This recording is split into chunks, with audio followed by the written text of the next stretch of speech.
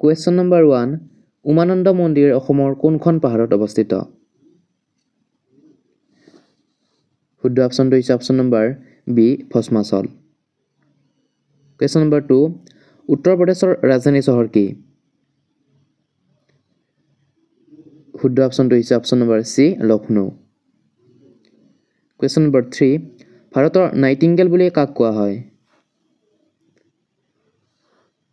শুদ্ধ অপশ্যনটো হৈছে option number B Sarojini Naidu. Question number 4 ভাৰতত প্ৰথম ৰঙীন টেলিভিছন সেৱা কেতিয়াৰ পৰা আৰম্ভ হৈছিল? শুদ্ধ অপশ্যনটো হৈছে অপশ্যন নম্বৰ ডি 1982 চনত। কুৱেশ্যন নম্বৰ 5 ভাৰতৰ প্ৰথম মহিলা IPS বিষয়াগৰাকী কোন? শুদ্ধ অপশ্যনটো হৈছে অপশ্যন নম্বৰ এ কিৰণ বেদী। কুৱেশ্যন নম্বৰ 6 চীনৰ ৰাজধানী চহৰ কি? শুদ্ধ অপশ্যনটো হৈছে option number B Beijing. Question number 7 malaria ৰোগ সৃষ্টিকাৰী অণুজীৱবিধ হ'ল? শুদ্ধ অপশ্যনটো হৈছে option number C protozoa. Question number 8 তলৰ কোনখন ব্ৰহ্মপুত্ৰৰ উত্তৰ পাৰৰ উপনৈ? শুদ্ধ অপশ্যনটো হৈছে option number C Subansiri. Question number 9 বৰ্তমান অসমৰ কোনখন জিলাত জনসংখ্যা আটাইতকৈ বেছি? শুদ্ধ অপশ্যনটো হৈছে option number C Nagaon. Question number 10 ৱাংলা উৎসৱ কোন জনগোষ্ঠীয়ে পালন কৰে? শুদ্ধ অপশ্যনটো হৈছে অপশ্যন নম্বৰ ডি গাৰোসকলে। কুৱেশ্যন নম্বৰ 11 চমাংকন উৎসৱ কোন জনগোষ্ঠীয়ে পালন কৰে? শুদ্ধ অপশ্যনটো হৈছে অপশ্যন নম্বৰ এ কাৰ্বিসকলে। কুৱেশ্যন নম্বৰ 12 নৰকাসুৰক কোনে বধ কৰিছিল? শুদ্ধ অপশ্যনটো হৈছে option number C Srikrishna.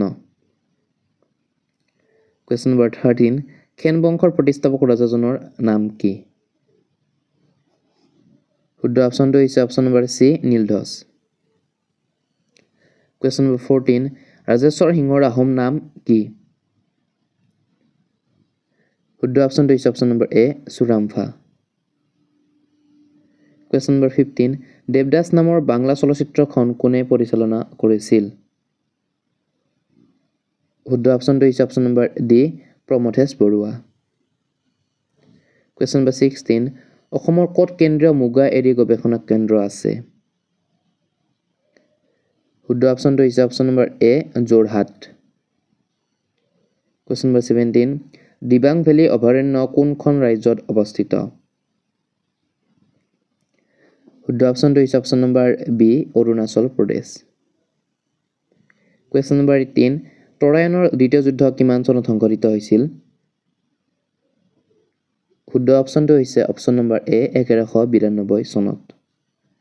Question number 19 Amarnath মন্দিৰ কোনখন ৰাজ্যত অৱস্থিত? শুদ্ধ অপশ্যনটো হৈছে অপশ্যন নম্বৰ চি জম্মু আৰু কাশ্মীৰ।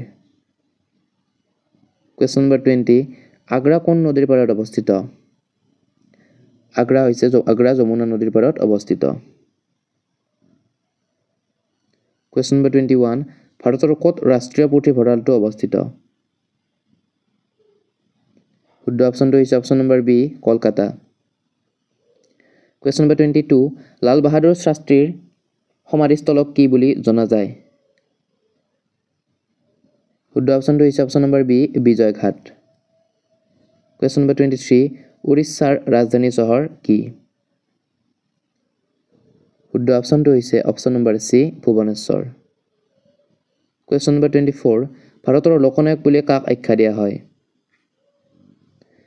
শুদ্ধ অপশ্যনটো হৈছে অপশ্যন নম্বৰ এ জয়প্ৰকাশ নাৰায়ণ। কুৱেশ্যন নম্বৰ 25 অসমৰ সৰ্বাধিক জনসংখ্যা থকা জিলাখনৰ নাম কি? শুদ্ধ অপশ্যনটো হৈছে অপশ্যন নম্বৰ এ নগাঁও।